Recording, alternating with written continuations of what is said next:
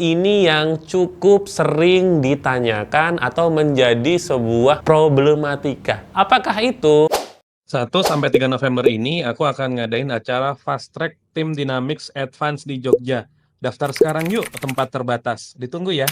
Halo semua, aku Areka Prasetyo, aku co-founder di High Speed Flow dan COO di baleomall.com. Kalau ngomongin tim, ada tim yang WFH, hybrid, separuh WFH, separuh WFO, ada yang full WFO. WFH apa sih? Work from home. Kalau WFO itu work from office. Kalau hybrid itu perpaduan atau kombinasi dari keduanya. Kali ini kita ngomongin yang WFH. Aku punya tim yang WFH full, aku punya tim yang WFO full, ada juga tim yang kombinasi dari keduanya. Nah, kalau kita ngomongin tentang cara membuat WFH biar kerjaannya jadi optimal, jadi efisien, setidaknya aku punya rule atau aku punya peraturan yang perlu diperhatikan. Apa aja itu? Kita mulai ya. Dari yang pertama, yaitu tentukan jam kerja yang jelas. Nah, ini penting banget karena saat kita WFH, kita perlu punya jam kerja yang sama dengan WFO. Kalau di timku, kita punya jadwal yang sama ketika mulai. Kita mulai dari jam 8 sampai jam 4 sore. Kenapa harus sama? Karena ketika WFH jamnya sama, tektokan antar tim yang terpisah berbeda-beda ini bisa cepat. Berbeda ketika ada yang malam, ada yang siang, ada yang lebih pagi misalnya. Ketika ada sebuah umpan pekerjaan dan yang dihubungi atau yang diberikan pekerjaan selanjutnya itu tidak online atau tidak aktif, maka akan ada delay di situ. Nah, itu yang dihindari ketika jam kerjanya berbeda. Yang kedua, ini juga penting, yaitu membuat tugas daftar harian. Umumnya di awal waktu, di pagi hari, itu ada leadernya yang membagikan tugas kepada semua anggota tim. Tapi tugas tersebut tentu ada detil-detil kecil yang perlu dipecah dan dikerjakan satu persatu. Nah, masing-masing tim yang WFH itu perlu bisa membuat daftar list sehingga dia bisa mengerjakan tugasnya dengan baik dan sesuai dengan output yang diharapkan. Kemudian yang ketiga, ini adalah teknik agar fokus, agar tidak terdistrak, yaitu teknik Pomodoro. Aku pernah ngebahas ini di berbagai tempat dan ini juga cukup umum ya teman-teman, yaitu kita menggunakan time boxing atau kita kayak melimit waktu kita 25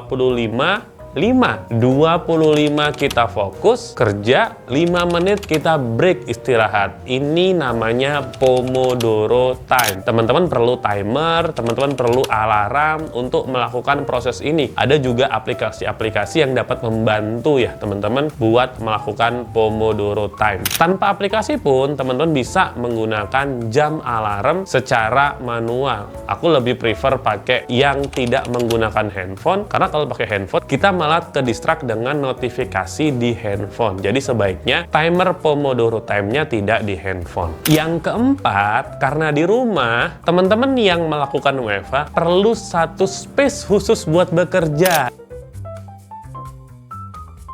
Nah, ini penting banget. Kenapa? Karena ketika kita masuk di space itu, di meja dan kursi ataupun ruangan, mode kita adalah mode bekerja. Jadi space khusus buat bekerja itu juga penting. Jadi jangan mentang-mentang ada di rumah, kita bisa seenaknya kerja di atas kasur misalnya, di atas tempat tidur misalnya, di ruang makan misalnya. Itu tidak produktif, itu malah mengacaukan mode kerja kita. Karena di ruang tidur ya buat tidur, di tempat makan ya buat makan. Kita perlu ruangan khusus, ruang kerja.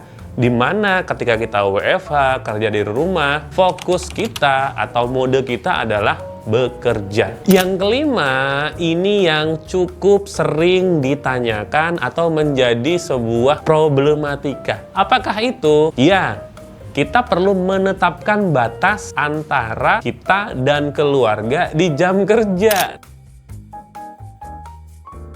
Nah, ini penting ya teman-teman. Kita perlu mengkomunikasikan dengan pasangan, dengan orang tua, dengan anak, bahwa kita tidak bisa diganggu kecuali ada sesuatu hal yang sangat urgent ya, di waktu-waktu tertentu, di waktu kerja. Ketika istirahat, kita baru bisa diganggu, dalam arti baru bisa dihubungi. Karena di jam-jam itu kita fokus untuk melaksanakan atau menyelesaikan tugas-tugas pekerjaan yang memang seharusnya mode serius, mode bekerja, sehingga keluarga kita nyaman, kita juga nyaman, dan saling paham bahwa di jam kerja kita meminta waktu untuk fokus. Dan yang terakhir, yang keenam, ini sebagai tambahan ya teman-teman, biar WFH-nya mudah, gunakan alat program tambahan, atau aku sering menyebutnya dengan project management task,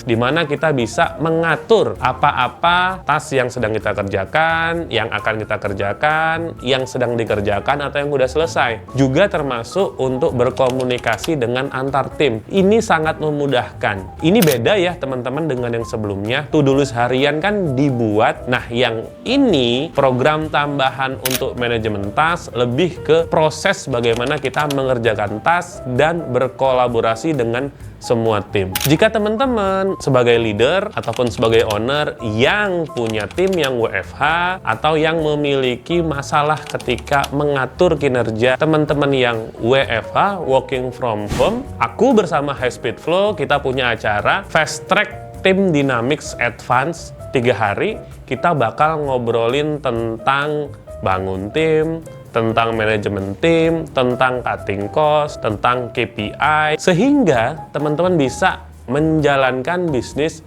dengan tim yang pilihan, tim yang kuat, tim yang solid, tim yang pinter, dan membantu ownernya, bukan yang malah membuat pusing ownernya. Menarik bukan? Oke, itu teman-teman ya, semoga video ini bermanfaat. Aku Areko Prasetyo pamit, ciao!